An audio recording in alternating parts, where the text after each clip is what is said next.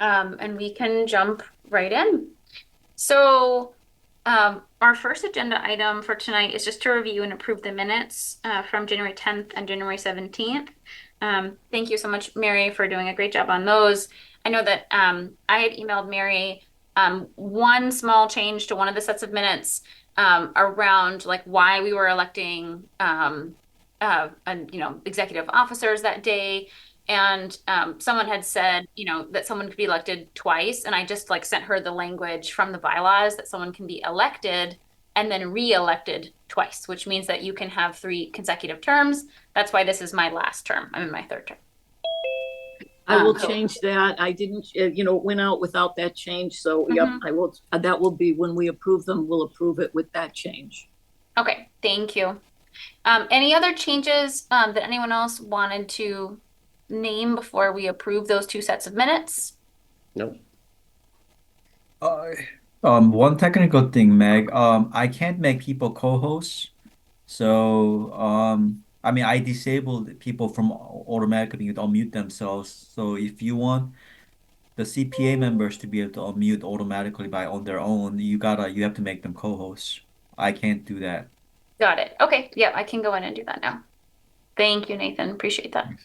I will do the rest, Thank you. Okay, all right. And any other questions or concerns about the minutes? No. Okay. I'd entertain a motion for us to approve the minutes with that one small change named. Second. Okay. And we'll do a roll call vote because we're on Zoom. Let me make my list. I'm trying to do double duty here and eat chili while meeting. Okay. All right. So Helene Busby. Yes. Nathan Chung. Sorry, this is the minutes from when? I don't think I was at the meeting. Sorry, when was This the is meeting? the review and approve the minutes from January 10th and January 17th. These are the 2 public meetings. Oh, sorry. I thought we were talking December one. Yeah. I go, yes. Okay. All right. Thank you. Jay Ferreira. Yes. Chris Gothier. Yes. Mike McGrath Smith. Yes. And Mary Moriarty. Yes. Okay. All right, let's move to the next agenda item. So I'm just briefly gonna kind of review the process and then we're gonna jump into discussing projects. And first we're gonna start by just reviewing the available funds. And I know that we've shared this before, but just want to put it out in front of you. And what I will do, similarly to what I have done in the past, is as we are voting on projects, I will start a running sort of a deficit list so that we can see, right, like how much money is being pulled out and what is left in terms of being able to disperse it. Oh, Michael just joined us. Welcome, Michael. And if you could make him the co-host as well.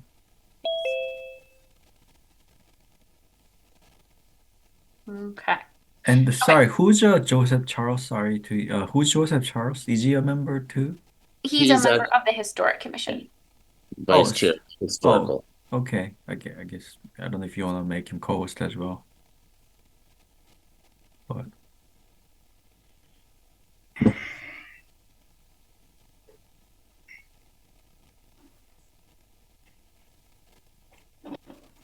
Okay.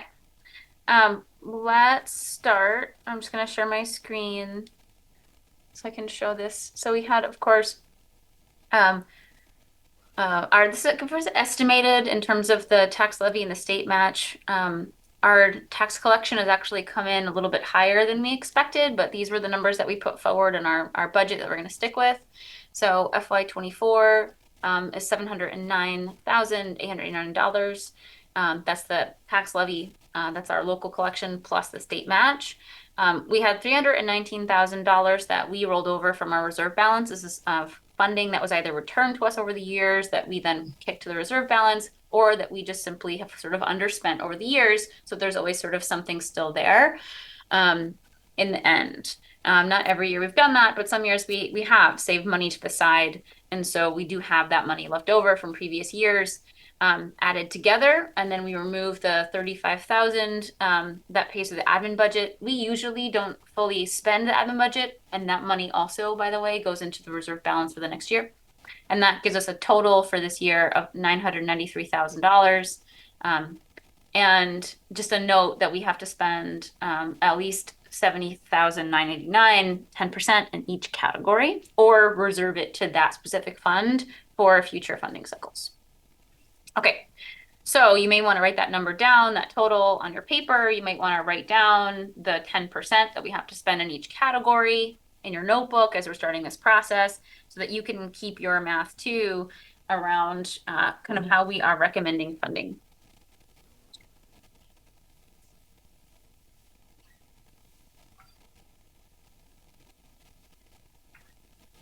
Okay, so the next piece is just reviewing the scoring rubric and then the preservation plan goals. Okay. Sorry, Michael, I just muted you because I heard some background noise there.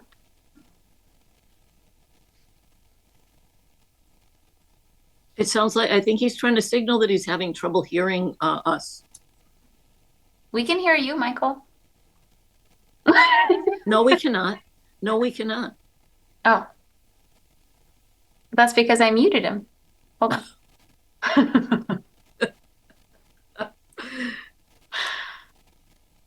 I clicked the ask to unmute button. Can you hear me now? Yeah. Yes, we can. Can you hear me us? okay? Yeah. You look great. And you've got an expert with you. That's my neighbor. Expert. He's a computer science engineer. Hello, neighbor. He happens to live next door. Thank God he's here. Took us 10 minutes. Thank you for helping. Have a good meeting, guys. Yeah, you too. Incredible. Absolutely incredible. See you later. Thank you. Okay. Well, that was fun. That was fun. All right. So here is the scoring rubric, just a reminder of sort of how we scored projects. So we scored projects based on goals alignment, based on the benefit to the city, public support, supporting documentation, project feasibility, sources of funding, and then restrictions and contractual processes. So the process that we took, just so the public understands, is we took this scoring guide, we took our preservation goals. If I switch tabs, do you see the preservation goals now or no? Yes. Okay, Yes. you're good. So we took our preservation goals. This is from the preservation plan that was created by the city in 2018. And we looked at these goals and we looked at all of the application information that we had from the public meetings and the applications we were given in the database. And then we scored each project individually. I then went back through and I tallied up how everybody did for every single project, and then created averages so that we know like what is the most highly scored project to least highly scored project. 1 second while I shut my door.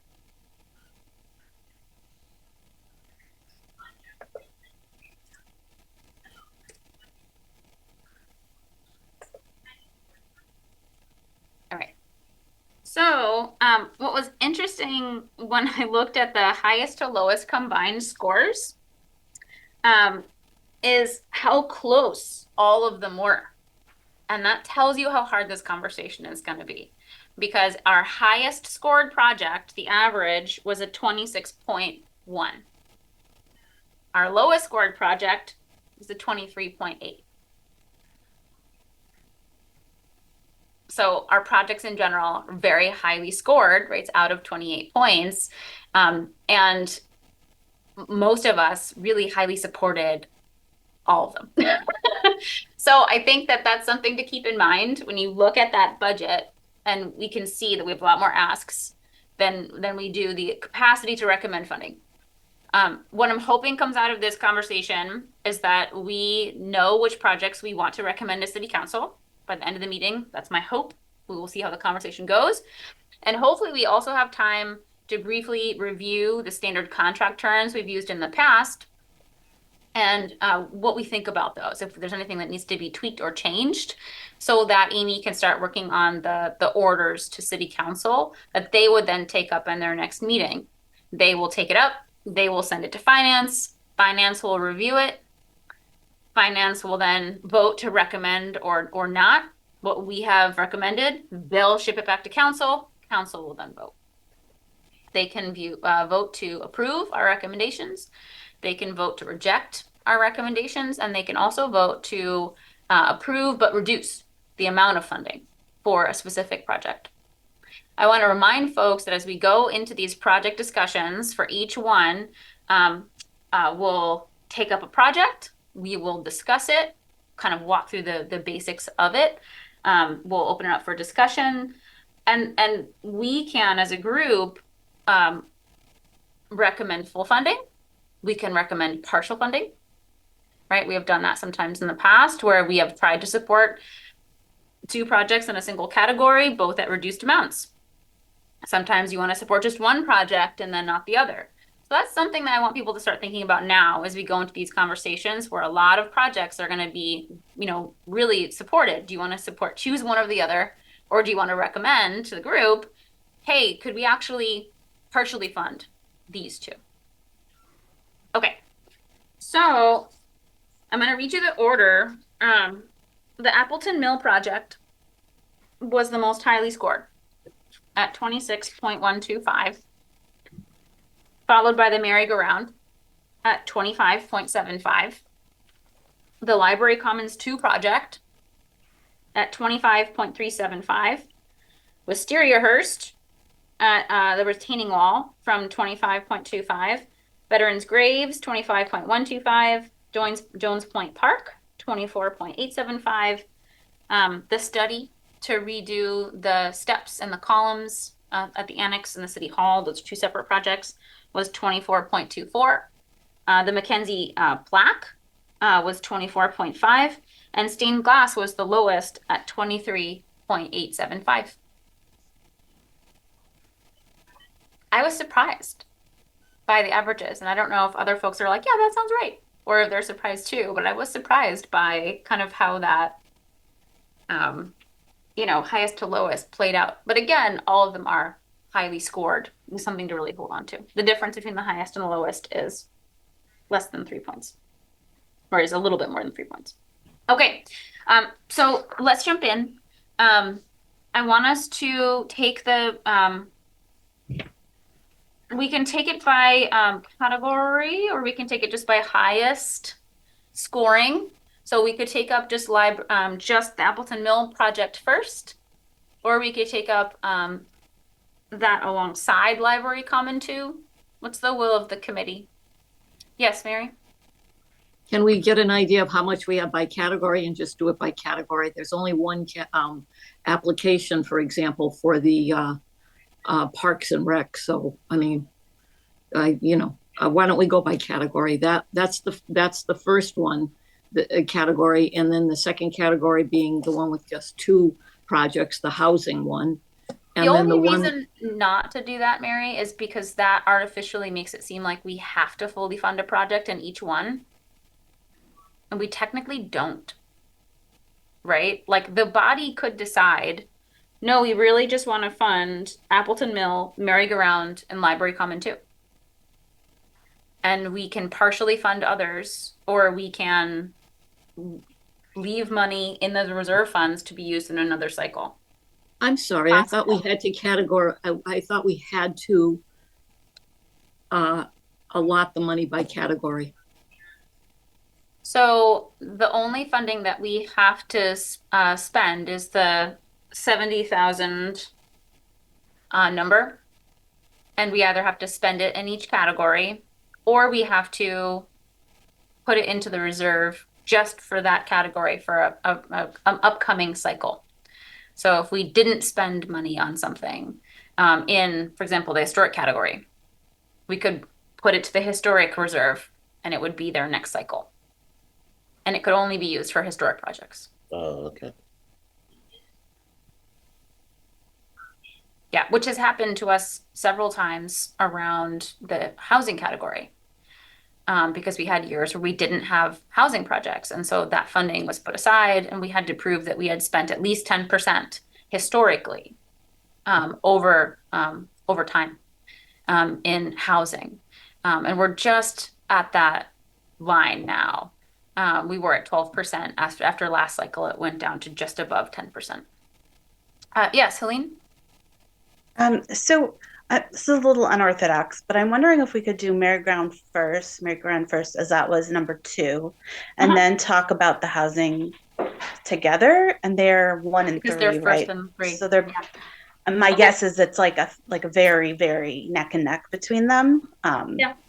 And it's interesting. I rated Library Commons a little higher.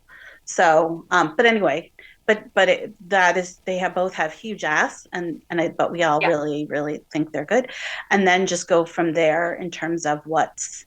But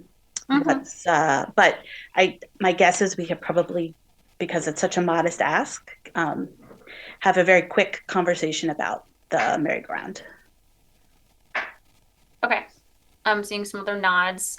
Mary, do you want to weigh in before we move forward?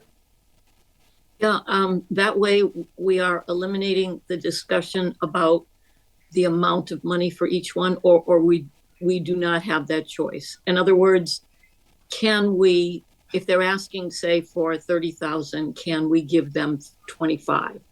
Or Absolutely. I mean, Yep. well, but Every project is like that. but if we do it this way, we eliminate that discussion because we just are going on the idea that we know we have limitless money. No, I think people have to be thoughtful that even if we're taking them by most popular, which is what we've done the last 2 cycles, it's not limitless, right? So every single project that we vote for, I'm going to subtract money and put the screen back up and be like, this is what's left now that you've made that choice. And I think people, even before we start the conversation, I think everyone needs to be walking in knowing it's not limitless, right? Like I have my own math. I have which projects I know work in the funding that we have that I would love to see funded, right? And like which ones would have to be partially funded in order to make this work, right? But I think everyone also has different priorities in terms of which projects they would love to see happen, right? So we have to sort of just take it project by project and see what happens. Okay, so I like your idea. Let's start with that. So we'll start with the merry-go-round project. So just as a quick reminder, I'm just bringing up the presentation. Okay, so this was to replace the stirrups, which had some safety concerns. So they have started to do this. So the old ones have sort of started to be replaced. And the concept is to be able to take the rest of them and replace the old ones, replace them with new ones. Folks can see kind of the side-by-side comparison there. Okay, and the ask for this project, sorry, so I have to have many tabs open, is $16,875. So open it up for discussion. This was the second highest rated project. So why did folks rate it so highly? Yeah, Michael. Madam Chairman, fellow committee members, it's based on safety and lawsuits, quite frankly. If OSHA says you got to do this, then we ought to do it. Under $17,000 is not a lot of money, given the fact that if somebody gets hurt, the merry-go-round is, the city of Holyoke is, quite frankly, is liable. So I would absolutely vote for this as a yes. It's not a lot of money, but the ramifications of not doing something are far greater than $16,875. That's basically why I'm going to vote for it, is to avoid a little boy or a girl getting hurt, and quite frankly, the city getting sued and not having a leg to stand on. Okay. Any other thoughts? I appreciate their being proactive. You know, they like found out this was coming down the pipeline, wasn't a requirement yet, was soon to be a requirement, and we're like, let's just get ahead of it. Let's just start the process. I did appreciate that forward thinking. Helene? I think you're muted. Sorry, I was just going to say the same thing you did about the being proactive, and just speaks to kind of their organization and like their ability to run this really high um, level amenity in the city that's like very open and accessible to the community and families. And um, so just it's a modest amount for what Michael said, just just thinking ahead and really trying to be as thoughtful as possible about what we're offering the community. So I think it's, I mean, I even just moved the question just because I feel like it was so highly rated, to approve that amount. Okay. Jay Ferreira. Thank you. Yeah, I would just say I'd also supported just I appreciated how they the merry-go-round initially had gotten a quote for quite a bit higher number than $17,000, and they kind of did some digging and did the best that they could to get that number down, and it just shows they're really running what is a great asset to our city. They're running it on a in a really efficient way and on a thin budget. And I just appreciate that they really make that effort. I feel like comfortable giving them what they ask for, because I feel like they present us with the lowest number they possibly can. And I just think it's for me, I think I might have rated this perfectly. I think it's a great project. Thank you. All right. So do I hear a motion in order to recommend funding for the merry-go-round for $16,875? So moved. Do I have a second? Second. Oh, Any further discussion? Yes. Okay. Let's roll call vote. Helene Busby, Yes. Nathan Chung, yes. Michael Falsetti, Yes. Jay Ferreira, Yes. Chris Gothier, Yes. Meg McGrath Smith, yes, Mary Moriarty. No, Do you want to speak to your no, Mary? You don't have to. I'm uncomfortable with not knowing how much we're giving out, how much we have to give out, and deciding on, prioritizing. Okay. I like the project. I agree with everything that was said here, Mm-hmm. Do you feel but like you I'm want people I'm to not vote ready for, to say I'm giving out this much money out of our budget already. for 16,000? I know it's low, and I Okay. know they deserve it. That's not my point. Okay. Is there anything you need us to change about the process for you to feel more comfortable with voting, Mary? I'm not in the majority, so I'm going to let it go. I raised my issues already. That you want to take it category by category instead of project by project? I Yeah.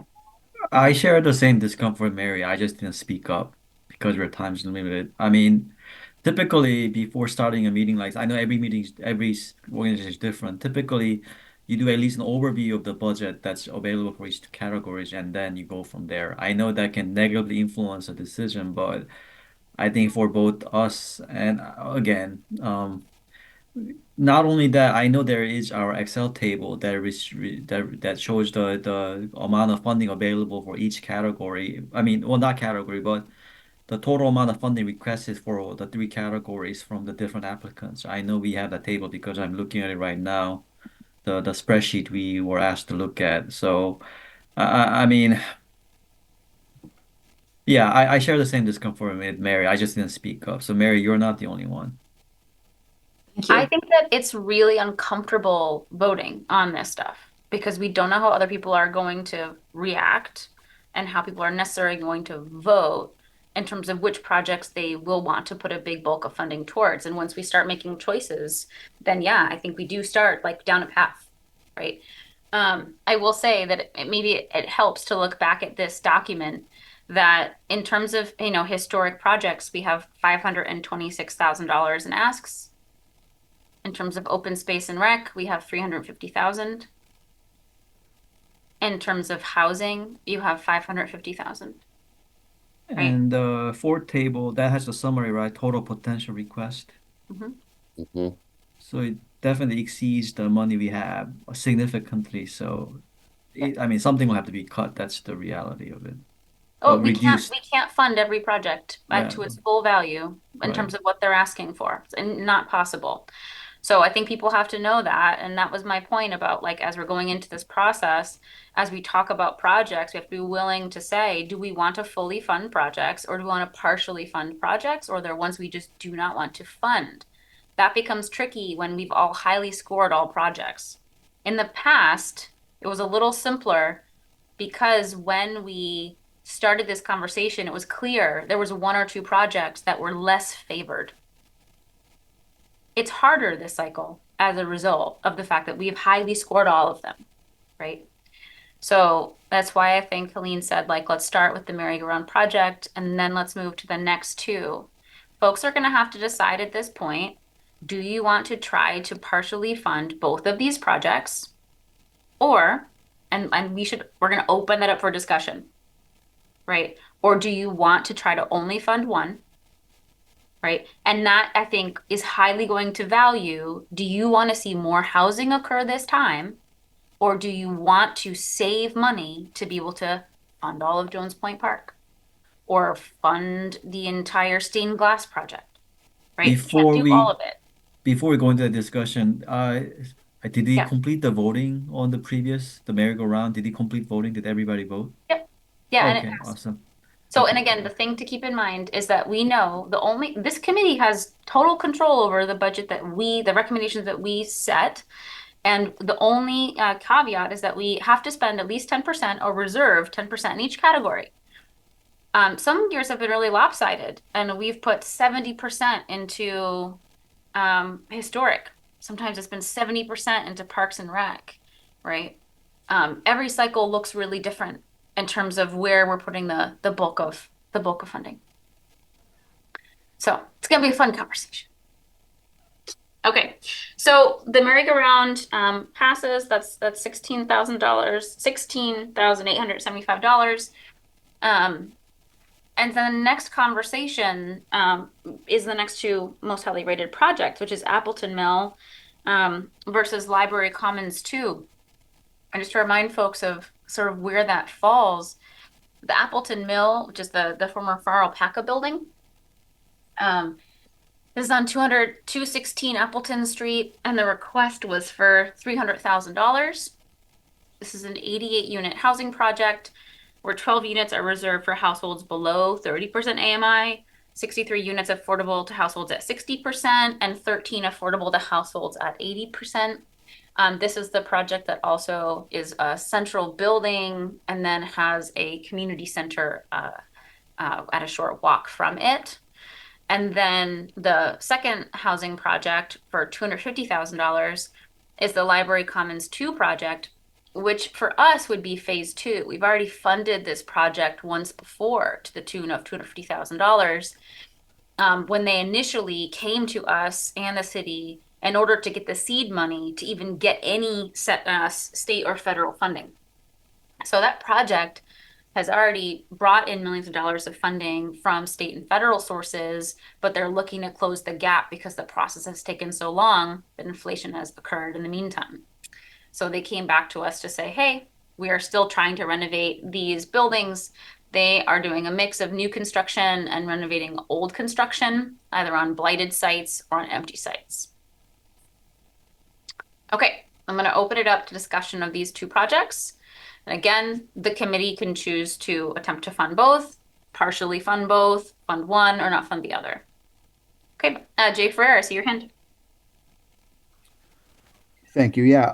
If possible, can I just speak to, I favored one. So I just like to speak about why I favored that one and then why I suppose you could say disfavored the other. So I favored the Appleton Street project. I think, it's just a more significant project. I mean, we're talking about a massive blighted property right in the middle of our downtown that's being renovated. So you're talking about Heritage State Park, City Hall, high-speed computing center, all of the new things that are going on in the city, and it's taking what's a big liability and turning it into a huge asset for the city. I think the other thing that appealed was that it checks I mean, it really is a historic project as well. I mean, they technically applied through affordable housing, but I'm almost positive that they would have qualified under historic as well. So I mean, I'm looking at this as really like a dual category project. I think the reason I was against the library phase two is because we've already funded them. I don't think our CPA is really big enough to be giving such large amounts of money to one project. I mean, maybe if it's a spectacular project, but I mean, I think we've already kind of done what we do for that project. We've given them the local buy-in. They can leverage those funds. I don't really see giving them another $250,000 as really moving the city forward as much as the Appleton project. I think, I like the organization that put that project forward. I hope that we can work with them in the future. But for me, I think the Appleton project was clearly the one that I preferred, and that's where I support today. Thank you. Okay. I saw Nathan's hand and then I saw Michael's hand. Thank you. I think I'm leaning toward funding both of them partially. I mean, the Appleton Mill does strike me as a much larger, significant project. Also, I like their community center, which is very nice. But I think having said that, I mean, both are larger development organization with a lot of different sources of funding. On the other hand, CPA for Holyoke is relatively small, and there are other smaller projects, that need some kind of flexible source of funding that these organizations have, but they don't necessarily have. So I think, I mean, I know this is sort of the overall topic, maybe we want to avoid discussing, but I think I'm leaning toward trying to fund the smaller projects that can be completed with the modest amount of CPA funding. And if it means cutting some funding from these larger projects that already are very professional and have other sources of funding, I think that's a more of a flexible, helpful approach, rather than devoting like a very large chunk of the overall CPA budget by giving these organizations the full amount they're asking for, which means that other smaller projects will have face reduced funding. Michael? Madam Chairman, first of all, for some reason, I'm going to have to use my hand. I can't get the other one to work that everyone else is using. So if I raise my hand, it's because it doesn't work for whatever reason. But I agree with so pardon me for that. But I agree with everything that Jay said. They're putting in 50 to 52 million. I don't know, recover off the top of my head what it is. It's either 50 or 52 million. It's a significant addition to downtown. It's going to have a dramatic increase and a dramatic positive effect on the neighborhood, especially the downtown area. I think it's a home run, and $300,000 is not a lot of money for what we're getting, for what this company, Wynn Development, is investing of their own efforts. So I'm in favor of fully funding the Appleton Mill and not funding at all Library Commons. I thought I read in this paper somewhere that they had received grants from somebody else already, but I could be wrong. But anyway, I'm for fully funding the Appleton Corporation or the Appleton Mill and not funding Library Commons whatsoever. I agree with Jay. They've got money already. We've given that organization a lot of money in the last 4 years, the Library Commons people, and we gave them 250 grand the last time. Or I forget the amount, but it was significant, and they want more. Well, enough's enough. I'd like to give somebody else a chance. And the Wynn Development is so encompassing, so professionally done, and for 50 or 52 million dollars, what an asset it will be to the downtown area. Significant. For $300,000, I think it's worth it. So I'm of the opinion to fully fund Appleton Mill and not fund Library Commons. A point of clarification.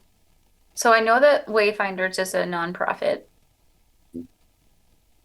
Is Wynn Development a private organization, like for profit or nonprofit? Madam Chairman, they use those terms loosely. depending upon who the audience is. Hmm. They sure make a lot of money. If you drove through downtown Springfield and you saw the Wayfarers building, that didn't get built by a nonprofit. That money had to come from somewhere. They're making a lot of money on us through the salaries and through the funding. So to use the term nonprofit, it can be deceiving. They play that both sides against the middle, depending upon the audience. So I wouldn't necessarily discount a for-profit company as opposed to a nonprofit company, thinking that the nonprofit is more equitable or charitable, for the lack of a better term. That's not always the case. Yeah, it was just a point of clarification because I know that it's come up in the past. And yeah, okay. So I see Mary Moriarty's hand and then Helene Busby. Okay, so I'm in favor of giving a portion of the money to both of them. And my reasoning is this, I agree that WIN is doing something that is going to improve the downtown radically, yes. But I also think we have a commitment to Wayfinders that's probably not finished. They have been, they had a multi-year plan that they told us about each time. And I just think that all of these pieces need to continue to, be worked on and fall together. The other thing is, in terms of getting matching funds, Wayfinders seems to work really hard to garner funds from other places based on the amount of local funding and local interest. But when the question was asked of the WIN representative, he said, no, it would not be generating other funds, that they had done all of that, and that this was an amount of money that would help with a couple of contingencies that had already saturated their budget. So I like them both, but I think they're apples and oranges. They're two different things. And I think we have a commitment to Wayfinders, and I also like the WIN project. So I'm in favor of giving a portion of the money to each one. Helene? I really like what Mary just said, and I think, there's, they're both really great projects, and it's really hard to split hairs on which one is more deserving, and it certainly feels like neither deserves to be completely shut out based on the quality of what they're providing.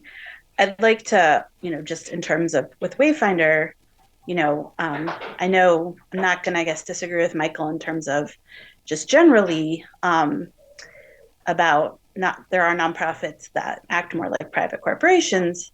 However, as someone involved in like housing justice work movement in the Valley, and that, that is a connection that I have and have information.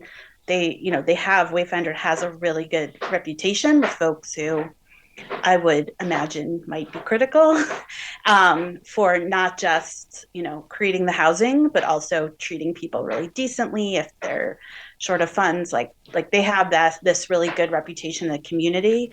They've done other projects, and for me, the most compelling information we got through this whole process was, I believe it was the previous program had created 38 units and they had over 1,000 applications. So just to really highlight for us, why they keep coming back. And so I think Mary's correct in that that commitment, and that the amount that is missing is because several years ago, if you started a multi-year plan, you were not necessarily anticipating the kind of inflation that has come up. I also, again, like just being very rooted in the community and having that accountability. And I really think that, WIN's project looks beautiful. It was beautiful to see the projects completed in Lowell, and great to have their expertise in Holyoke. So this is not a knock against them. But when I was going over the applications, it said they were going to provide us public letters of support, but that never, they didn't provide those. And so, just to some degree, I mean, they have very like professional presentation, but they didn't have those letters. And so, that's, it is just an issue to be in consideration, and it put them a little below for me, compared to Library Commons. So I guess just my perspective is that, again, they're both really, really strong. I think that the local accountability of wayfinders is a real positive, and that they're like seem to be really like making their decisions based on community need is a real positive. And not to say that Win isn't, but that, really like that kind of investment long term in this community over a long period of time is really valuable. And so if we can't fully fund both, then I think we should do the partial funding for each. I see Nathan's hand, but Chris hasn't spoken yet. Chris, do you want to speak at this point? Just again, as a first year member on the board, this is very, very enlightening to me. I agree basically with Jay and Michael, but also, what Mary and Helene have both said. Very torn.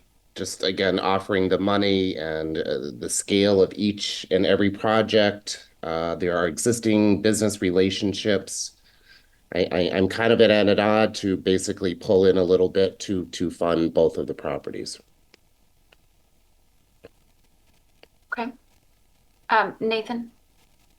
Thank you. I mean, so I briefly worked at the CDBG administrator for another municipality, about a year and 3 months. And at least in that culture, when a public project applicant requests funding and you don't give them, that's usually because of something egregious. And I mean, it's a hard question. Library Commons has been receiving funding for a while. They haven't completed it, obviously, but I think it was understood to be a multi-year project, and they haven't done anything egregious as far as I know. So I think I want to caution people that completely funding one project while completely not funding another housing project, I mean, that can send the wrong kind of message. And I mean, sort of a one way, it could be viewed as a way of sort of communicating that something's wrong with the project or it has done something egregious. Of course, that's ambiguous. I mean, people can interpret however they want, but yeah, I think so. I mean, maybe it makes sense to fund the historic Alpaca Mill project fully, because it's a newer, much bigger project. But also, I think we have to, if you're gonna fund the Alpaca Mill project either fully or partially, we have to at least partially fund Wayfinder's project for a more consistent messaging. And I mean, maybe if you think it's going too long or they're not being efficient, well, that's another whole other issue, but maybe that's beyond the purview of the CPA committee. Thank you. Mm-hmm. And this was my point too about people who are starting to do the math. Like I have my own calculus in my head around like what can work here, right? Like I would love to see Jones Point Park fully funded. And I know that the Wisteria Hearst retaining wall is a really big deal in terms of getting it done. Is it like coolest project ever? No. It's like important, yeah. Right? Like it's like a bit of falling down wall for like years. There's like nothing moving forward to fix it. So like if those two projects, right, like are big ticket items given in a budget that's like 993, right? I walked backwards from that in terms of like if those two, right, everyone I think had their givens for like which ones they wanted to happen, then I know in my mind what like could happen where. But in my calculus, stained glass windows don't get funded this cycle. Because it's the only way to do the Wisteria Hearst retaining wall and Jones Point Park and one housing project, or you half fund both. but you can't do those three things and also do stained glass. My other piece around stained glass is that I think there are potentially other sources of funding for that project. We've also funded it a lot. It has one phase left, and I think if we said no and did not recommend it, other sources of funding could come forward for it. So, that's my math. But it means, right? Like I'm torn. Like I hear what people are saying. I think the wind project is great. I think anything that's like really it's exciting and transformative for that area downtown, right? But also Library Commons too, right, is like the next step with a partner who has a proven partner who has done really good work for Library Commons 1 to also like in a really transformative way, like the area behind the library is like another one of those anchor neighborhoods that we've been like trying to piece back together. And Library Commons 2 is like that next step of like trying to reground that neighborhood, which for a while just looked like a nuclear war had broken out down there. There was just like so much blight and empty buildings and buildings with windows blown out. So it's unfair, right? Because I would love people to support both. But I'm also looking at other projects that I want to fund. And so I think maybe I'm also leaning towards it would be good to partially fund both. Jay, what are you thinking? I'm thinking that it would not be a good idea to partially fund both. I think I think I think we've already sent the message that we like the library to commons by giving them $250,000. I don't think we need to by right give them money every time they apply. And then I would say also there's to me an opportunity for them to come back in the future for their projects, whereas the Appleton project, I think there's more of a sense of urgency where it's there. I drove by it today. There's work being done, and then I feel like we should fully fund that project so it can be finished. And then my reasoning for not wanting to fund Library Commons is because I don't think the math would work with the other projects that as I understand it. And then I just it feels sloppy to me to just be kind of like throwing them money, like they asked for a certain amount. We've already given them 250. Like I just feel like it just feels very casual to me, and like I just think that just for the sake of cleanliness and a good presentation to the public, I think funding one project cleanly would be ideal. And then revisiting Library too. I mean, I also love Wayfinders. I do. Like I think they're a great organization. I hope I want them to feel encouraged to continue to come back to us. But I just think the math in this situation, in this round, I just don't personally favor Library Commons getting any funding. Well, I also think they didn't really do a full presentation in a lot of ways because they knew most of the committee had been with them from the beginning and had seen that project before and we funded it. And then they've come back to us every year since with an update. And the issue with Library Commons 2 was that they went in to their first funding round and they had gotten $250,000 from us in order to do that. So they would have the matching grant they needed to apply. And they got it the year that inflation occurred. And they were like, okay, well, we can't move forward. Like we applied for funding based on what things would cost. And then things dramatically changed what they cost. And so then they had to go back in and ask state and federal sources for more funding. And so that took them 2 years. Housing projects are hard, really hard. They take forever.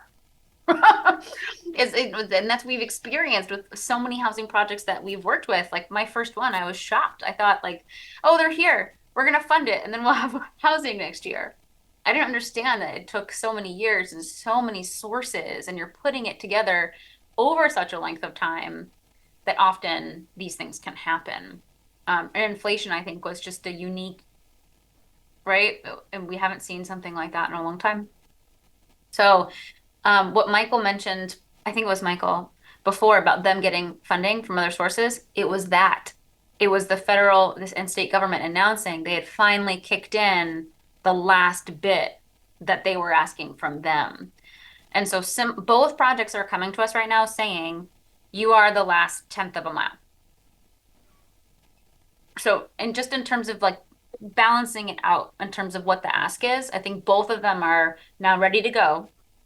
I know Appleton's already started, right? But both are all ready to go and have the funding to move forward at this point. Nathan? Yeah, I mean, just chiming to adding to that, the way these grants and different funding programs work, they kind of look at, Maribel Ortiz just came in, I'll let her in. Would you make her the co-host? I think Maribel's a member, right? Yes. Yeah, so I mean, it's sort of these programs sort of look at each other as sort of ways to, kind of give each other sort of a build up credit.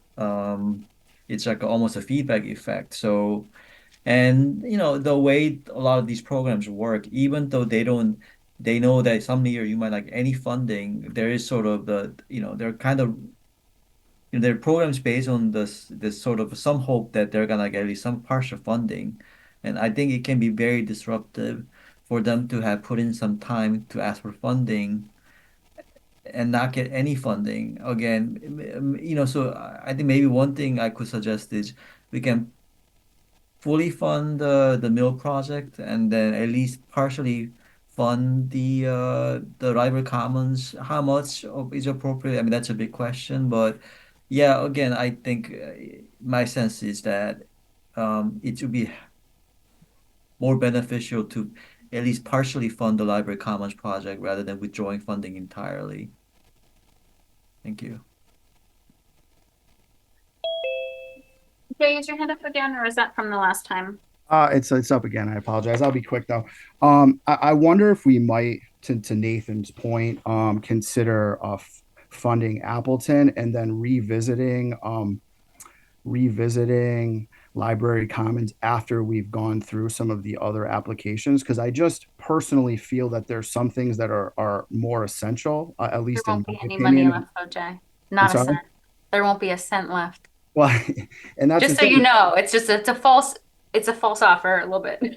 There won't be anything left. Well, I think it depends on how we lay it out and how the Jones Point thing plays out specifically too. I think that there's some wiggle room there, and I think that might, put us into the ballpark of what we might otherwise have funded. But I just feel like it might be difficult to just because, what number are we even, we're just pulling a number out here. Like I just feel like it's very, I just feel very unsure about it. And perhaps if we know that, for example, Wisteria Hearst is taken care of and we feel good about Jones Point and we feel good about the Graves projects and whatnot, however it plays out, then we'll have a better idea of what we might be able to give to the library commons. So that's just my comment, and I'll promise I'll stop raising my hand. Thank you. I think this is the hardest conversation of the night. Just going to name that because I think this frames other choices coming. And so I'm wary about shying away from saying that we're really deciding. I think that we should decide, like which project are we supporting here for housing or not. But that's my personal opinion. Mary, were you first or was Helene first there? Oh, I don't know. Go ahead, Helene. Okay. No, Mary, it was definitely you. Okay, then. So I must be misunderstanding something, and I must have misunderstood it for the last 2 or 3 cycles, because I keep hearing tonight that we can move Wisteria Hearst, which is a historic funds. We can play with that, which is historic funding, and Jones Point, which is Parks and Rec funding. I keep hearing people say that we can move money around. I don't know what I'm misunderstanding something there. I thought that if we had Parks and Rec application, that we were giving them Parks and Rec money. If we had a historic application, we were giving historic preservation money. And if we have a housing project, we give it housing money. I didn't think that we could move back and forth. Is that incorrect? So, because the state CPA legislation requires that 10% of the money that we raise along with the state match has to go to each category. So we need to spend at least $70,000 in Parks and Rec and open space. Or we have to say, we're not spending anything in that category this year, but we're going to save that 70,000. We won't be able to put it to any other project, and we will just put it aside in the specific fund balance for future open space and rec projects. And the same is true for the other two categories. So if it helps, what I would do is take the total, which is 933, and then take out the 10% that is needed for each category. And then that pot of money could go to any category. That's where the overlap exists, that we could spend a lot more on one year and a lot more on the other. So if we're taking that money, so 993, oh, sorry, 993,651.06 times 0.03.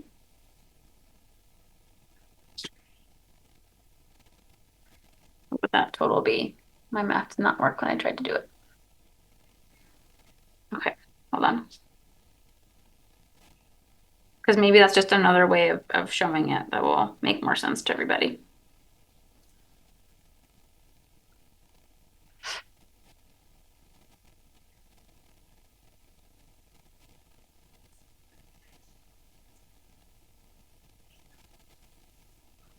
Okay.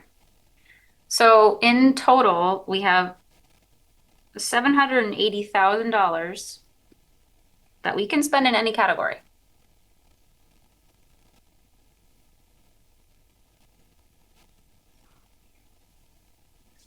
We have 70,989 that we have to spend in housing, have to spend in historic, have to spend in open space and rec.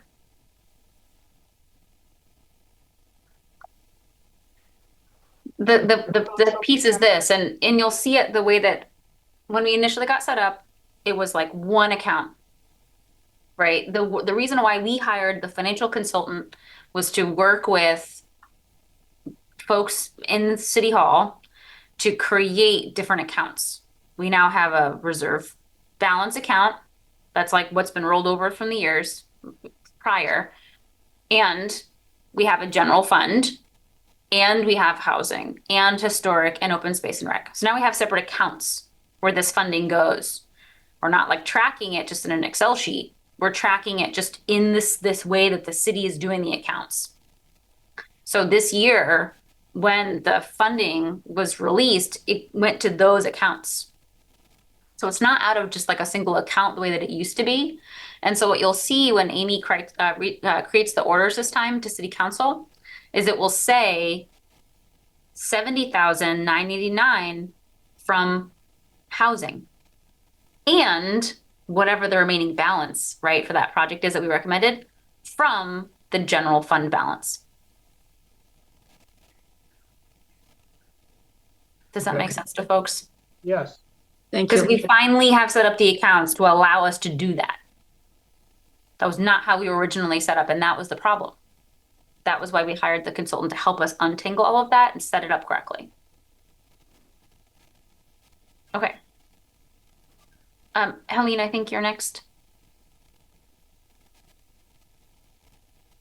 Yeah, I mean, I guess at this point I would be okay either voting on partial for both or putting both aside, although that feels really weird because we rated these the highest, and I do like want to have that accountability, but that's I think in part why there's that really uncomfortable feeling about just completely shutting one out when these are the highest rated. And if we can't, fund both, if there's one, way to do that. And I think that, if we fully fund Appleton, it just really makes it hard to put much towards Library Commons. I would, I don't know. So that's where I'm at. That like if that were, I would prefer either to vote on partial for both, or if we want to set them aside, it feels uncomfortable to do that, but might make sense just because there are again extremely closely voted for, like things are also really highly rated that are like right behind them and that are also have big price tags. But I like right now wouldn't be in favor of voting totally for one and then not any for the other. Okay, let's hear from Nathan. Yeah, sorry, I keep raising my hand. I mean, just to clarify, the $319,000 that's in the reserve balance, so that can be used for any general purpose without like you don't have to spend 10% of so okay, so it's just a $70,000 per category. That's the minimum. Okay. I think maybe I mean one thing is even though these housing projects are highly rated, they also are probably one of the biggest portions of the total CPA ask. Sure. So yeah, like maybe like Helen said, and I know Jay suggested deciding on the library comes later, but maybe we can put those off, these two as a group, until we go through the other smaller projects and just make sure we get our feelings for the rest because these tend to be such a large portion of the total budget. So I know well, that wasn't what we planned to. I know it has negatives, but maybe we just want to move to the other items for now.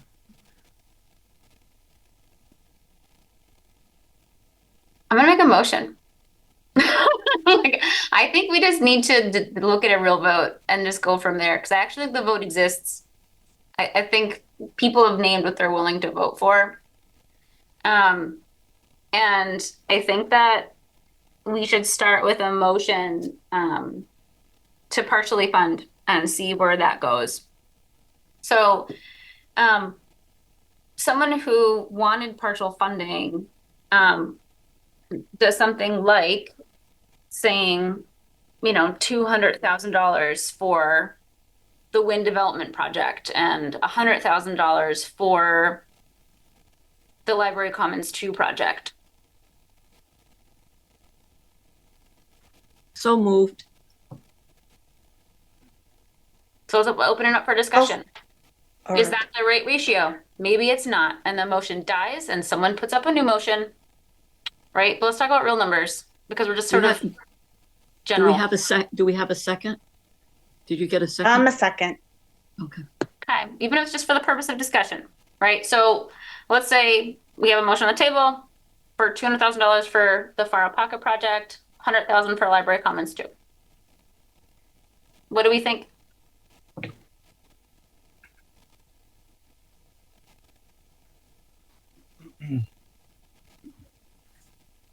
We know Jay wants to do wind development. Mike wants wind development. Where do the partially funding folks feel? Is that the right ratio for you? Or is it not? I was leaning more toward applying some kind of percentage to both 80%, 70% lower, but some kind of percentage. That was my rationale. If you had some real numbers, we could of course amend the motion. I'm in my mind, right? If some folks are like, I would fully fund wind development, that's 300,000. So in my mind, that's why I split from there. And I heard that some folks in the committee really wanted to show support for wind development, which is why I chose a 2-to-1 ratio. Did you want to amend the motion, Nathan? Or no, you don't want to do that, Megan? The committee someone could propose an amendment and then we could vote on it. What are the numbers again for the motion? I have 200,000 for the wind development project, which is Appleton, and 100,000 for Library Commons 2 to show continuing support. Jay, you had your hand up. Yeah, I just don't know where that money is going to go. You know, it just feels kind of like we're making up numbers, and I just don't know specifically how that's going to affect the projects. And it just feels like if we're going to do something like this, that there's maybe some more due diligence that maybe would be required. It seems a little bit. You're wondering why are we talking about partial funding? We've done this Well, before I'm wondering often what's because we don't have when. enough money. Well, no, I'm wondering what Win is going to do with $200,000 versus 300, or I'm wondering what Library Commons is going to do with that $100,000, or how that's going to affect the project. You know, if they're partially funded, and I just don't know. I just You have feel to that's trust the partner that you're working with that they're going to make good choices with what they get. And we've done that in the past with other projects. We just didn't have enough funding, and we wanted to give them more. Well, we couldn't, yeah. I mean, you know. So I think like what the wind development project said that if they don't get the $300,000, the finishes will be less. So the faucets get made of doorknobs, like stuff gets made out of a slightly cheaper material. They get slightly cheaper countertops. The community center has less bells and whistles. That was their direct answer to us about what happens if we don't give them the $300,000. and if I recall, I think what was Library Commons' answer to that question? I don't know if it was asked. I know that I'd pretty s- asked directly for wind development. Yes, Mary. I thought it was the same answer. Okay. I mean, both of these projects are moving forward.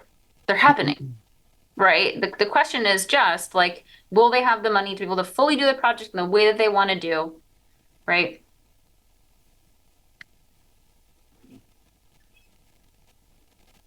Yeah. Maribel, what do you think? I will go forward with partially funding both. Okay.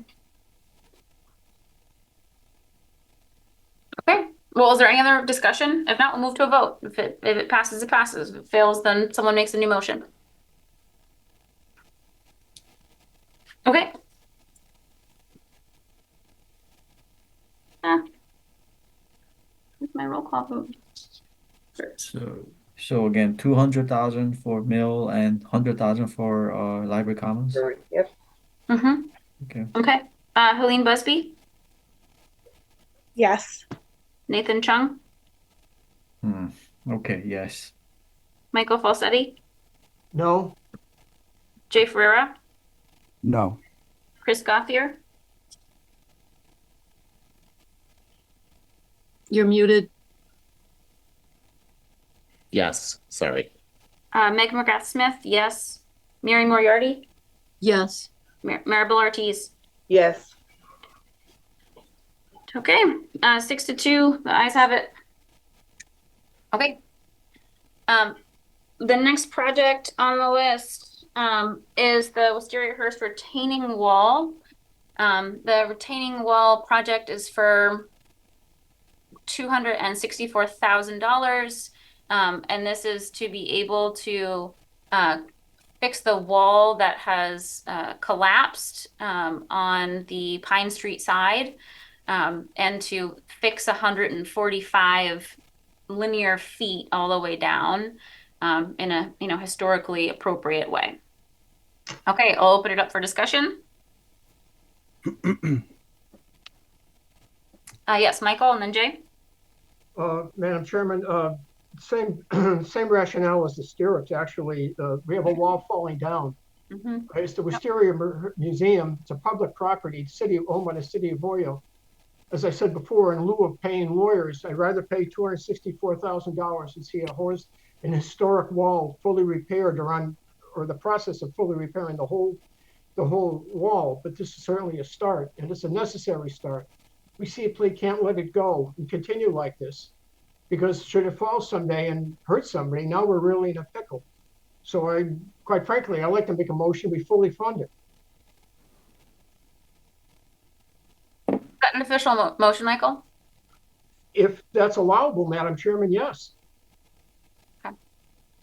So let's hear from Jay, and then we'll see if you have a second. All right, Jay. Yeah, I think for me it came down to frankly this project or the stained glass windows were kind of competing against each other. And I just felt that this project had a much greater sense of urgency as there's a crumbling wall in the middle of the street. It's a liability. The senior center is right there.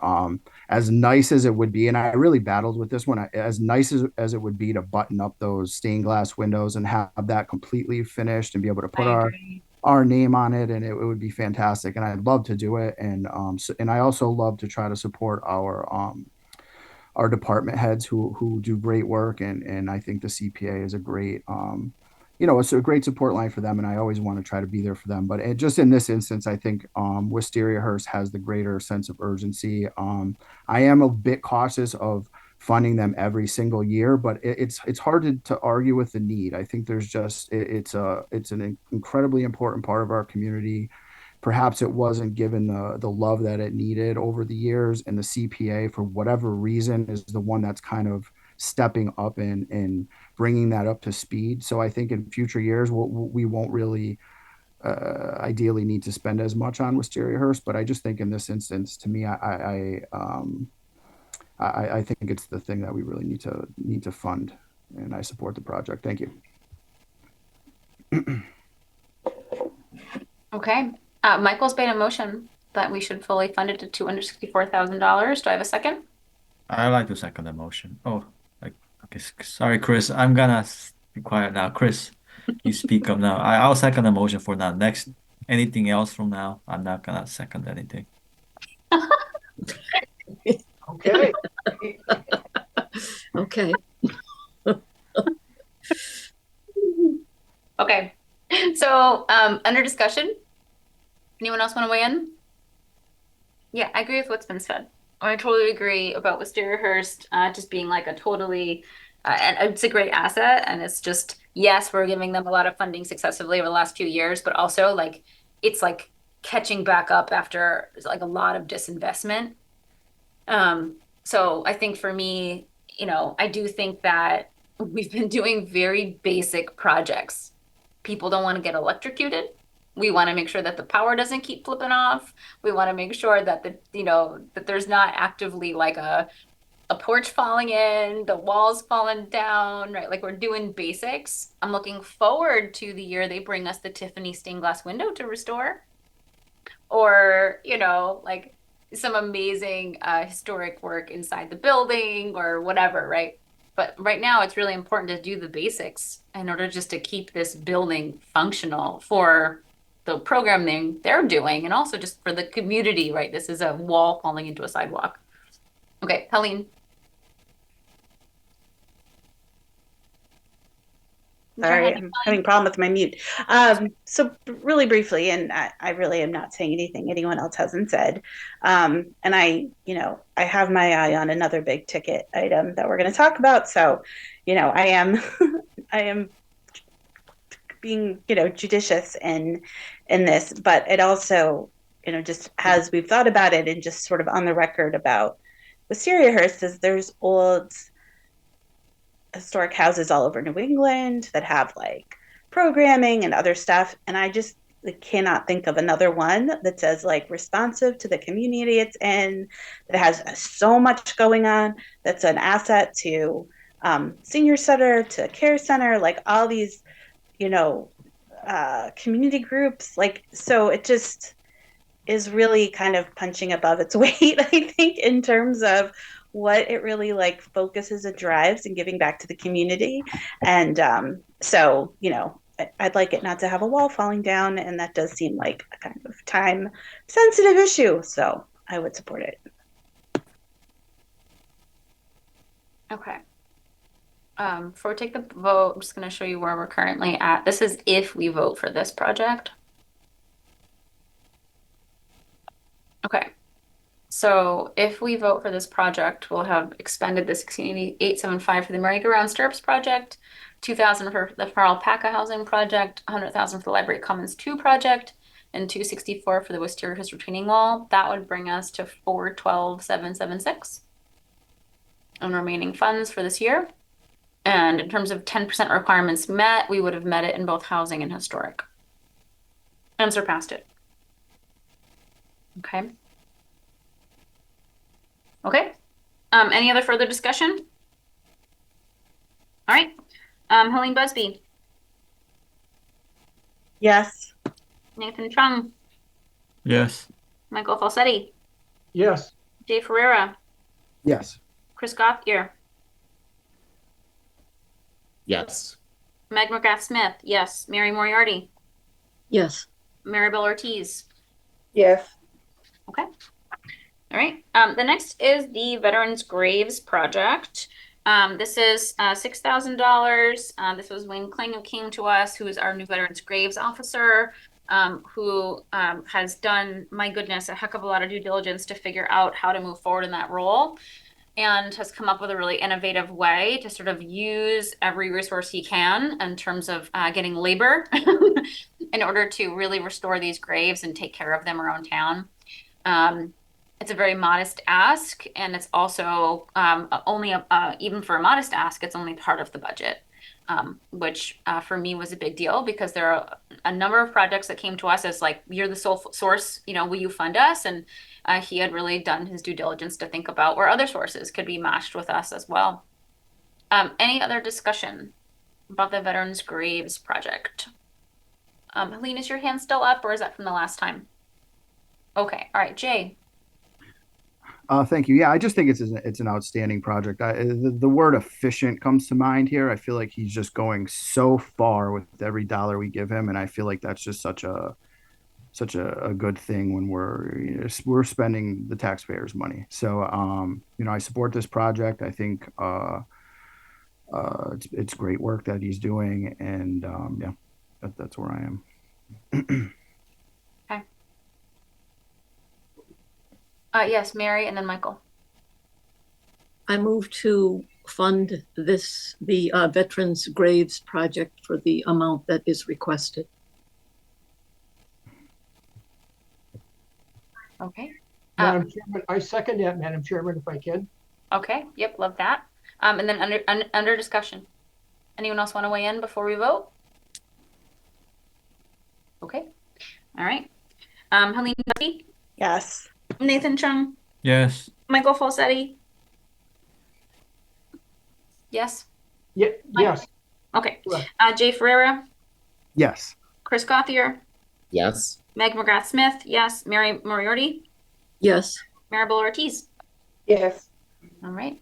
Let me put that in there. Okay. All right. That now puts us here.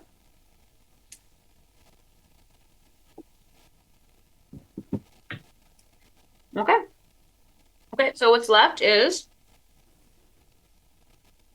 Jones Point Park, the study for the annex and the granite pillars, the plaque for 2,000. I remember that was a decreased ask, and then stained glass. Okay. All right, let's move into Jones Point Park. So this is the stage. I think early on the idea was that it would be staged out, but the more that we sort of talked with the Parks and Rec director, Tom Reynolds felt like, actually, I want to do everything that we can do with the 350, knowing that would very much sort of be the totality of what we would do with Jones Point Park. And that maybe we might come back and do more work in a future cycle, but it would probably be not kind of back-to-back cycles, right? That it might be stretched out over several years as we're sort of rotating around to other parks that have been named that need support as well.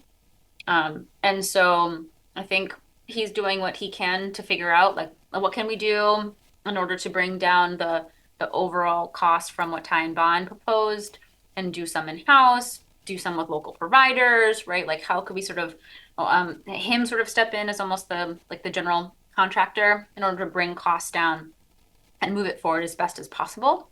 And I know a number of these quotes came in afterwards, so I want to create some space for us to have some discussion about like what quotes we got, what did we think about that work, how did that inform our feeling about this vote, and then we'll move forward with the Jones Point Park vote. Okay, who wants to start? Excuse me, Madam Chairman. Is he still seeking $350,000? he's still seeking that? Mhm. Okay, thank you. Okay, so thoughts. What do people think about this project? Yeah, Michael. Madam Chairman, it's for the Ward 7 folks use that park quite a bit. In fact, everybody in the city uses that park quite a bit. It's really really quite a unique spot, right by the river, and it offers so much to do for the kids and for the grown-ups, but especially for the kids. And what Tom has in mind is truly remarkable. And for the folks in Ward 7, I think it's the only. I think Kenny Field is up there, but that's virtually unused. But it's really it's quite a feather in their cap to have that Jones Point being the work done to improve it is quite an achievement, and Tom has done a lot of work. So quite frankly, I would vote to fully fund it.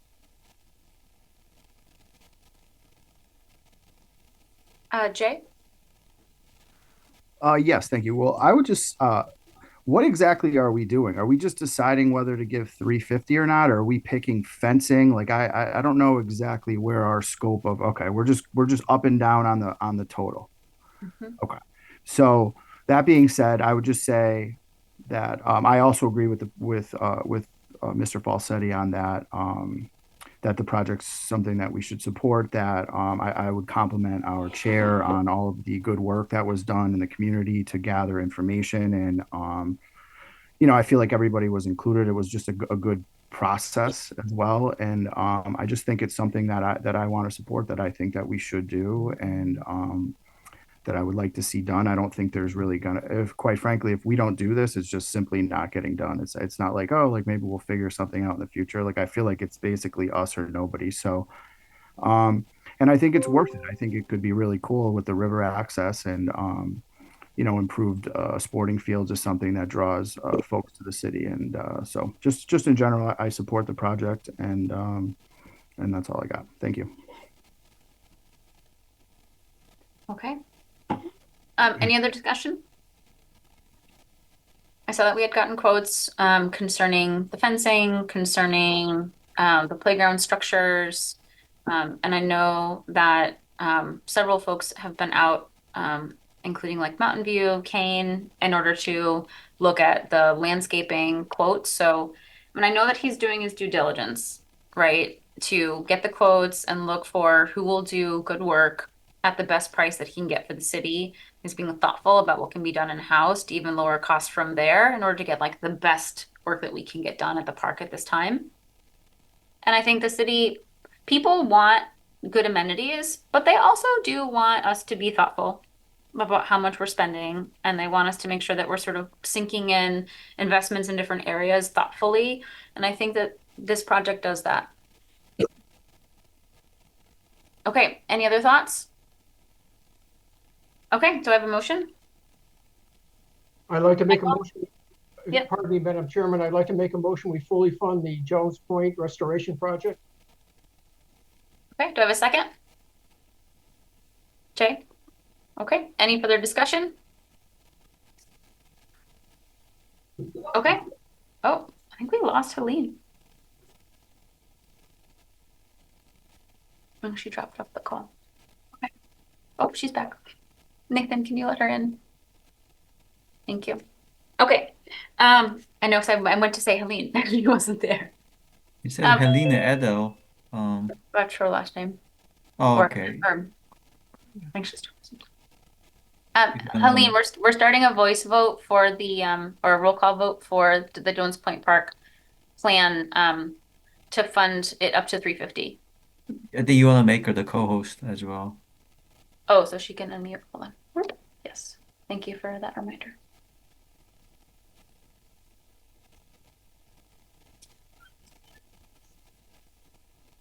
Okay, I'm going to continue with the roll call, and then I'll come back if she's able to fully get in at that time. Okay, Nathan Chung, Yes. Michael Falsetti, Yes. Jay Ferreira, Yes.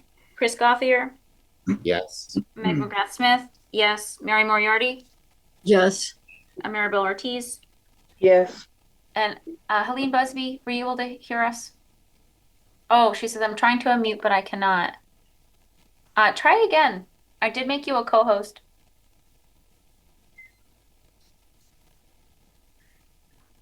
In the chat, she wrote, I vote yes.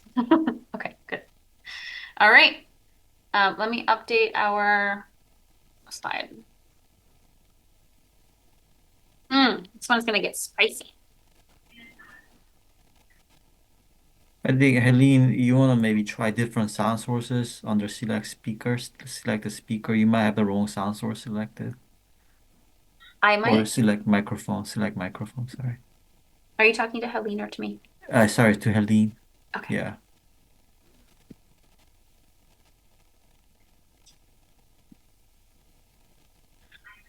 Okay. All right. So here's where we're at.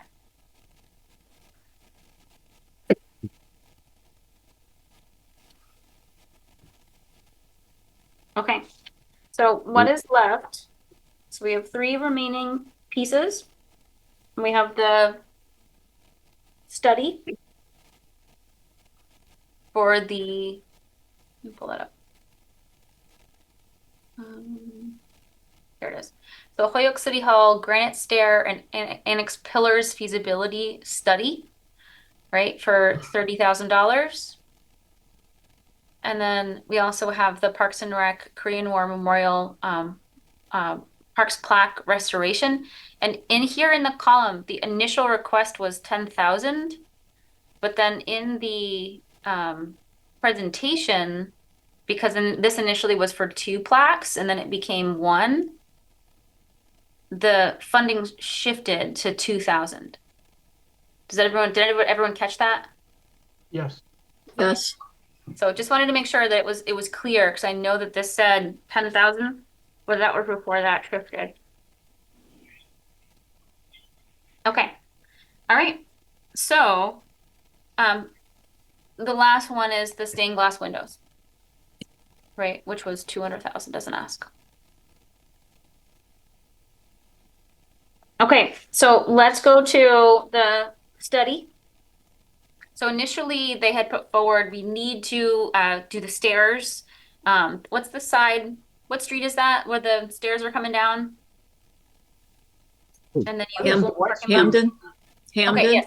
So the stairs on the Hamden side of City Hall, and then the pillars of the annex. And then immediately when Sean Sheedy started getting deeper into getting quotes, realized like this is actually going to cost a lot more than they had thought initially in order to really do it in the way that they needed to do it, to really do it in a historically appropriate way. And so then, and also they discovered that it was almost impossible to really get a quote that felt like a real quote. It's sort of like when I was trying to figure out what to do with my wood gutters, and I would have folks come out to my house and look at it and be like, I don't know, 7,000? And you'd be like, what do you know about wood gutters? They'd be like, nothing. Right? Like the second they started to really ask for quotes, they felt like we don't even have anything on paper saying what we really are asking for, right? So then they decided to shift the ask to, we just need a study. And the study will become the foundation of the work. They'll use this study to put out the work to bid, figure out who will bid on the work and how much it will cost. Okay. And then the study would be $30,000. Mary, I see your hand up. Yeah, I'm sorry, this is completely out of order. I was going to ask before you started this topic. I wanted to know just so that we would consider, we have this chunk of money. We have the list that prioritizes. I understand the concern about the stained glass windows, but I have to ask, in the past, there was a state agency that put in money based on whether the city was interested in supporting it at all. Is that part of the funding this year? No, they came to us for the rest of the funding in a single shot, and from us alone. So we don't have to be concerned about rejecting the state agency's money. No, and if we say no, it was always like half CPA, half the state funding source, right? Like it was almost always a 1-to-1 match or close to it. And this felt different. I think it was just can we finish? And I do love that idea. I do. Unfortunately, there were just other projects that, I mean, like if the Wisteriahurst retaining wall, right, had been handled with any other funding source, we would have been able to fund the stained glass windows, right, which to me are way more exciting. But like these were the projects that the city gave us, right? And I feel like if it's an issue of a wall, right, which like is falling into the street versus beautiful stained glass windows, which is lovely, but not urgent in the way that a sidewalk that's impassable is, then like those are the decisions that the city asked us to make when they gave us, we have a lot of municipal projects that we're looking at. Okay, thank you. Okay, Michael? Madam Chairman, Mayor, to answer your question, the stained glass windows aren't going anywhere. They could re-ask in FY25. Yeah. Fund it out of Yeah, that. I understand that. I just was concerned that if we reject a state offer, sometimes that sets us way back in a queue. So as long as we aren't already being offered that, then I'm not concerned about that. Thank you. Yeah, it is a great question. Because you're right. Like if it was, we're going to lose this funding source if we don't do this, then like, sure, that would have changed the priorities potentially. Okay. How are we feeling about the study? Ready to vote? All right, someone make a motion. Want me to make a motion? I'll make a motion. Okay, I'll make a motion to fund the up to $30,000, the Holyoke City Hall Granite Stair and Annex Pillars feasibility study, which was from Sean Sheedy at the DPW. Second. Hey, okay. Any further discussion? Okay, so move to a vote. Helene Busby. Yes. She said yes. Yes, in the chat. Okay, Nathan Chung. Yes. Michael Falsetti. Can't hear you. No. Okay. Oh. We heard you that time. Yes. Jay Ferrero. Yes. Chris Gothier. Yes. Meg McGrath Smith. Yes. Mary Moriarty. Yes. Maribel Ortiz. Yes. Okay. Chris, I could tell that was painful yes. Mhm. Michael, that was a very definitive no. Why didn't you say anything earlier? You surprised me. I was like, where'd that no come from? What I'm worried about is having we're not going to have a healthy balance at all. But to have some money in our wallets when we leave this evening, Yeah, I think it's imperative. Should something go south with one of these projects, right now, what do we got? $20,000. That's nothing. So that's why I don't want to spend any more money except the $6,000 for the grant preservation. That's it. The rest, put in our wallet, because when we leave here this evening, we're going to have nothing for a contingency fund, and we have some big projects ahead of us. They can always file next year. That's the way I feel about it. I feel you. Yeah, no, you're right. It's way tighter than it's been in previous years. And a lot of that is because the state match had really ballooned during the COVID years, right? Like the state match had gone from 17 to 20 something up to 44, I think, one of the years. Like it had really gotten high there. So it gave us more cushion to be able to like, oh, we're funding these projects and we're putting money aside, right? I mean, this year we took a really conservative 20% TAC, right, from the state, and that's what we got, right? Because the state budget has been such a mess this year that they didn't come through to add more money to the CPA trust fund like they have for the last year. Because as a state, we're in a course correction. So it sort of is what it is. And hopefully in future years, they'll have the surplus, be able to put it into the CPA trust fund, but we can't ever, rely on that, right? Yes, Michael. Madam Chairman, for you and the rest of the committee members, I wouldn't count on having any funding for FY25 or FY26. The state doesn't have any money. Look what the governor's doing. I wouldn't count on the state whatsoever. That's why I'm very apprehensive of having virtually nothing in our wallets as we leave this evening, because I wouldn't count on the state for the next 2 years for getting a penny out of them. Yeah, well, I think what we can rely on is like what is coming through from citizens through the Registry of Deeds. Right? Like, is the state coming up with extra funding in order to put on top of that this year? No. But at least we get the 20% match based on the Registry of Deeds money. Okay, so Oh, wow. I've really lost myself. Did we vote on that? Yes. We did, and it passed, except for Chris was a yes, but a hesitant yes, and Michael was a no. Okay. So let's move to the next one, which is the Mackenzie plaque Mhm. for 2000. So this is, oh, sorry, not Mackenzie, the Korean War plaque. Oh, Pamine's coming back in again. And this plaque is the one that is, this is the Korean War Memorial that's on Hamden Street west of Maple Street at Yes. Veterans Park. Yes, yes. Okay. I'm gonna open it up for discussion. Are we in support? 2000 for us to restore this plaque for Korean War Memorial. Yes, Michael. Madam Chairman and our fellow committee members, if the Korean War was a forgotten war, which it is, well, It is. this monument to the Korean War veterans is also forgotten. It's utterly forgotten. It looks awful compared to the rest of the monuments in the park. It looks like it's somebody just, it was an afterthought and they just plopped it down. So for $2,000, for those men in Hoyo, those, I don't know, 20 or 30 men that perished in Korea, I mean, God bless them, but they deserve better than that. And for $2,000, I think we should fully fund it. Okay. Thank you. Jay. Yeah, I would agree. I think, if I'm not mistaken, this is the final monument of Veterans Park. Is that right? So, Yes. yeah, absolutely, I support this. Thank you. Mary. I move to fund the Korean War Memorial plaque restoration for the full amount. I Okay. second.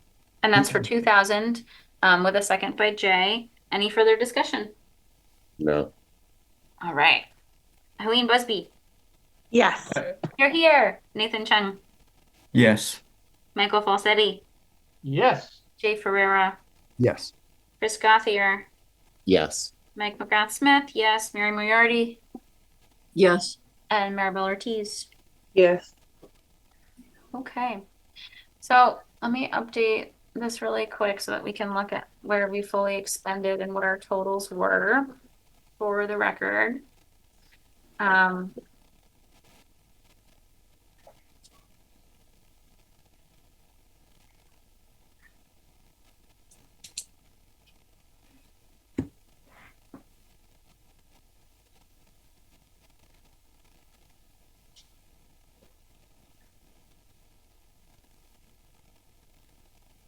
Okay.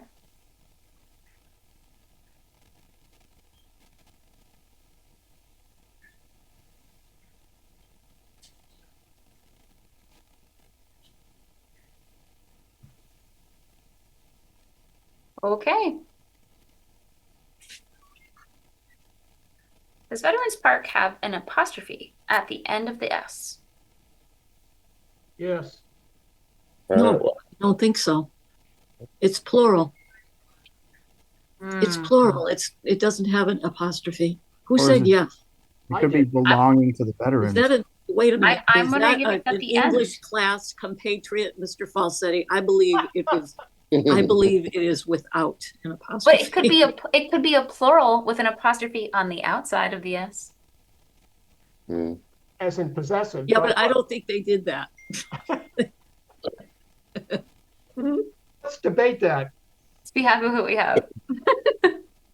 Okay, so here's what we have. Do we feel good about it? Wow. No. Yes, that means that we did it right. No one's completely happy. Could I add a couple Yeah. cents when I was all muted and couldn't Yes, say I'm anything? sorry that you were muted there. I don't know what's like. Anyway, it was like I was like pressing it, and it was like, nope, not gonna happen.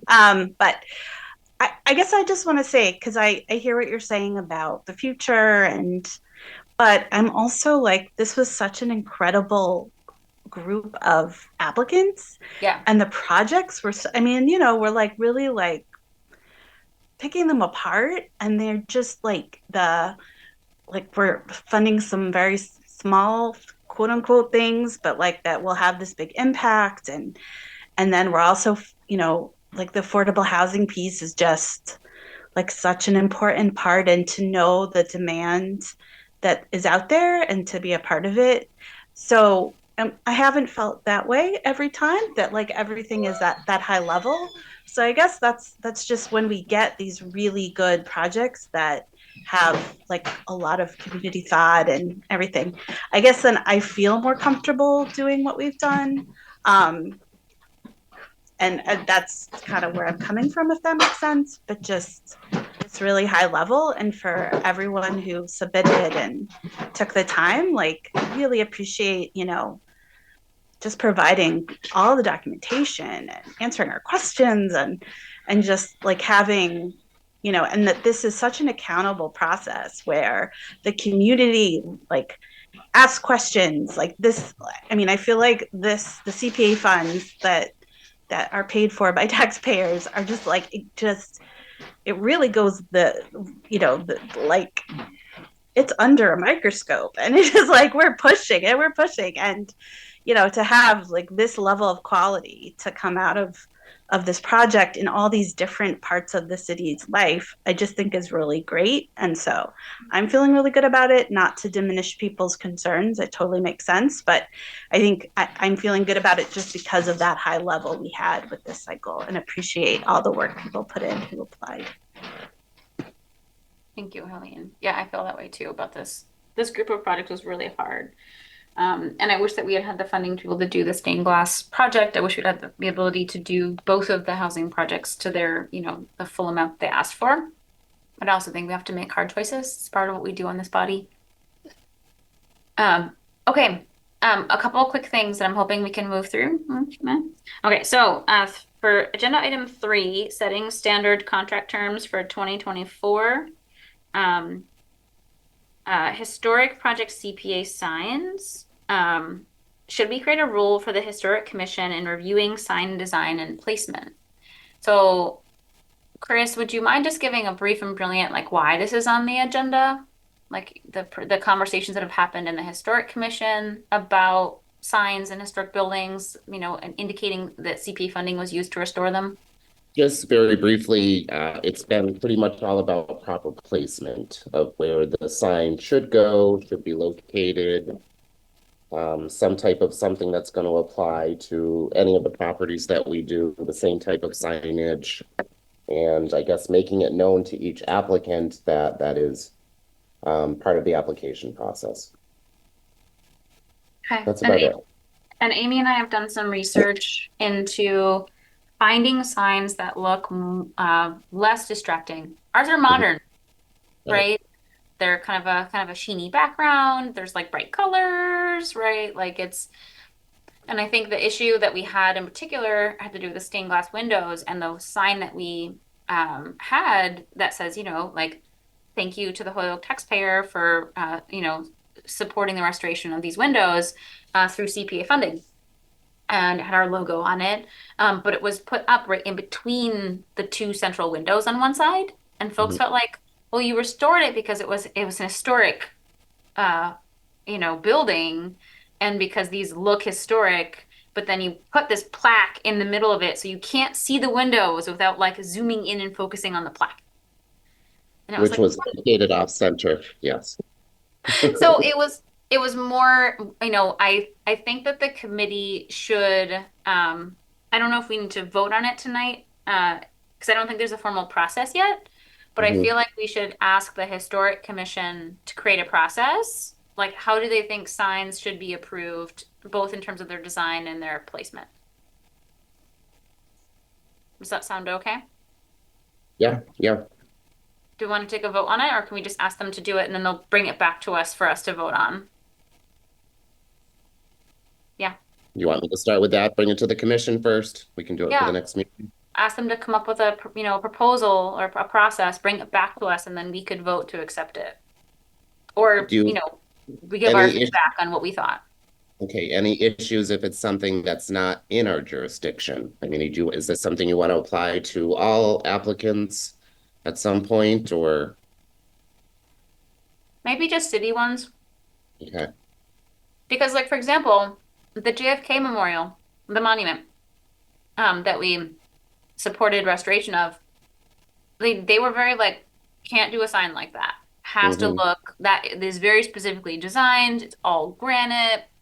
Like it would Right. need to be like a kind of a granite headstone that just while you're there, you can look down and see like, thank you in support of the St. Patrick's Day Parade Committee and the CPC for the restoration of this monument, right? And they did it very tastefully, but they did it in their own way. And it was great. So I think Mhm. like, we just have to keep working with folks around like, let's be thoughtful, right? Yep. About what the signage looks like. So sure, there's like an indication of support. It's so the community understands, right, what this fund is for, and that like the community itself is the one that is supporting these spaces. But yeah, I think that we do need to be thoughtful about making sure that it's the right design, the right placement. But I think if it handled both of those, Chris, that would be great. You could bring it back to Okay. us. Okay, will do. Thank you. Okay. Okay, funding disbursement terms. So, Um, yes, sorry. sorry, Megan. Somebody named Upcard just joined in. I mean, I don't know what you want to do with this person. I can create a breakout room and put this person in the breakout room and go there and see who this person is. Yeah, Yeah, okay, that probably sounds good. okay. I'm just like thoughtful about Zoom bombing and that kind of thing at this point. Yeah, Thank you, Nathan. right. Gonna, Okay. So for funding disbursement terms, do we need to make any changes to our disbursement? It should say process, not project, sorry, to ensure placement of permanent CPA signs at the end of a project. So earlier this cycle, we had talked about, do we need to hold back any funding in order to actually ensure that the sign gets placed? But we also talked about just wanting to make sure that folks, and when we were looking at budgets, we're making sure they were budgeting for the signs. So I talked to Amy, and she said that she felt like last time we had talked about it, people were like, no, let's kind of go ahead with where we are. Let's just keep supporting people on the front end to make sure they know the signs are required. And I think it's an evolving target, especially if the Historic Commission comes up with a process for city historic projects or whatever it is, right? Like we'll go from there. But I don't know if anyone else had any really distinct thoughts about disbursement processes and if they wanted anything to be changed this time around.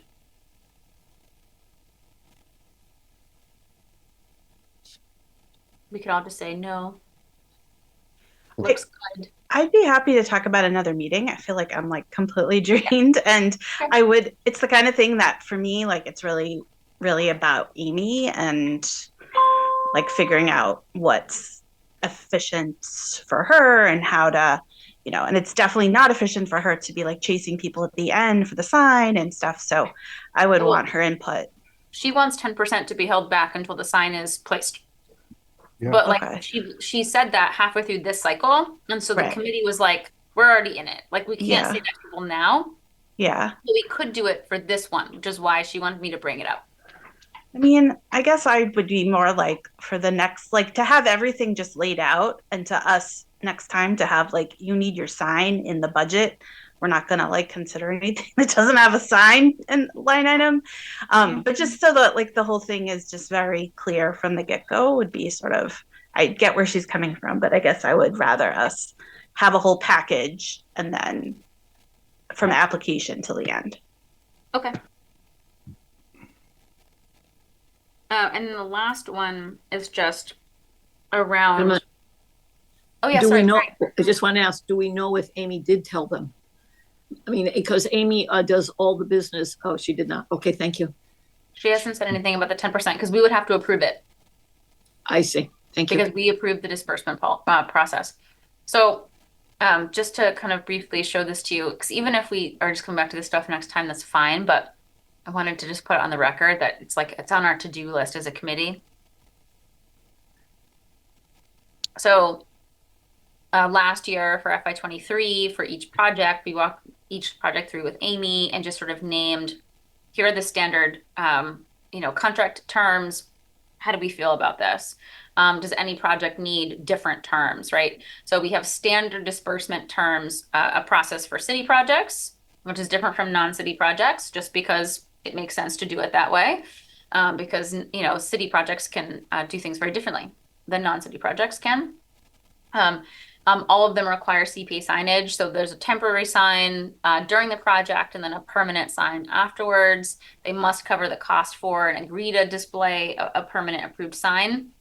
I will say that in the Wayfinders project for Library Commons 2, the first time we waived that because we felt like it would potentially not be appropriate to have a sign on the building. And I have to go back in and look at that, rehear that conversation for why the committee felt that way at that time, because it's no longer like really present for me in terms of why we felt that way. But that was how the committee felt at that time. And so they voted specifically to not require a sign for the housing project, which I think we'll have to come back to that conversation this time, all right, around Library Commons 2 and the Wind Development Building. So we haven't had a housing project in several years at this point. Okay, I think I saw Nathan's hand. Thank you. I'm just trying to clarify something. This happened a while back. So we have about 20 what, $4,000 left.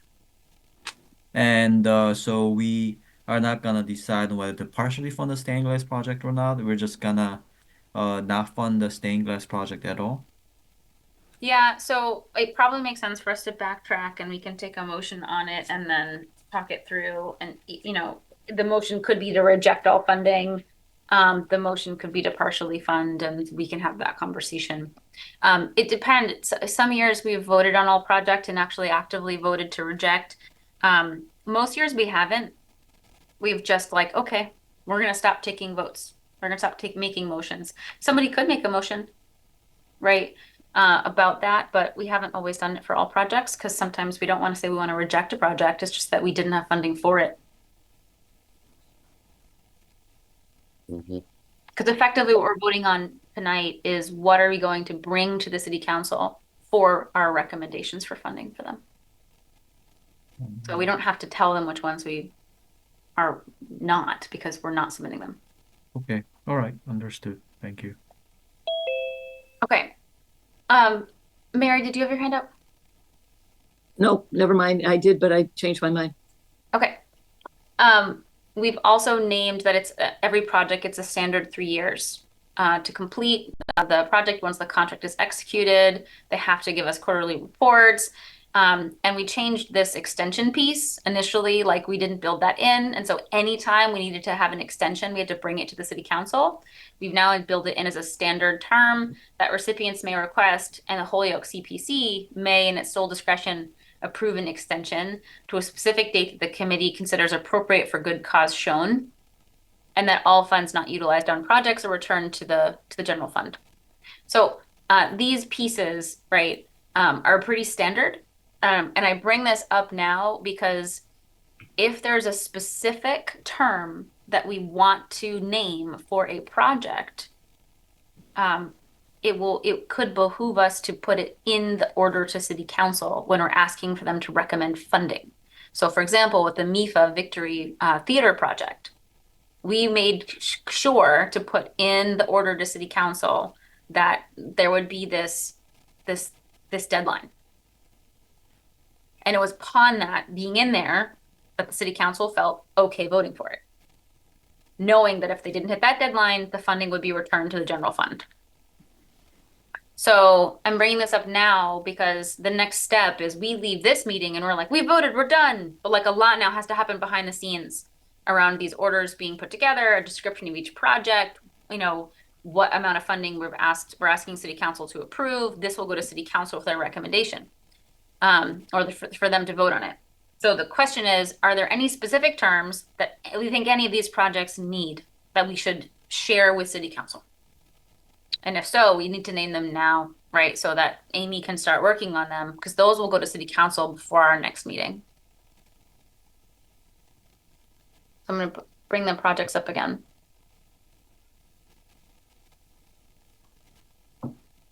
Okay.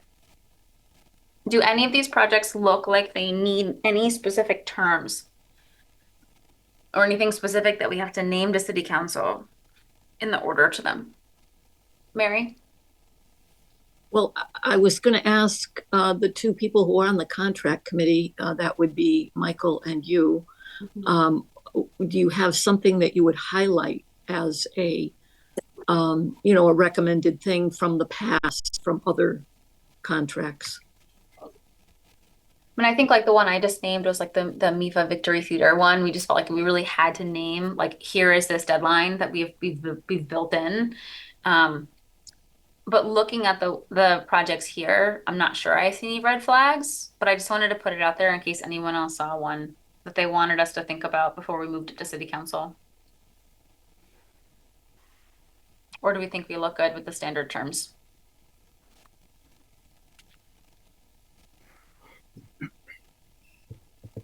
Okay, Jay? Yeah, I was just gonna say, I think they look good. I'd make a motion to move it forward if that's even necessary. Okay. All right. I think that's sounds right to me.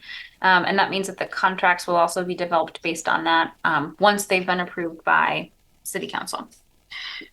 Okay. I'm gonna move us to other, unless folks want to, if anyone wants to make a motion about the stained glass windows, they could. But it sounds like the will of the committee is to keep moving. Okay. Did we want to send a letter to the, since they're the only ones that were not taken up tonight, do we need to send them a letter appreciating their work and saying come back next year or something like that? Is that appropriate? Yeah, that sounds good. I can talk to Amy about that. Yeah. Okay. Under other, any other questions about process, about timeline? Are folks feeling pretty good about what's coming next? Okay. So things will move as orders to city council. City council will move to finance. Finance will review, move to council for a vote. We will email out to the committee and let you know as the votes happen, what the outcomes are. And then when we come back next meeting, it'll just be, effectively going through if there's anything that needs to be changed around contract terms, and then contracts will be developed. Woohoo, exciting stuff. Okay, our next meeting, let's pick a date. So the second Wednesday is the 13th of March.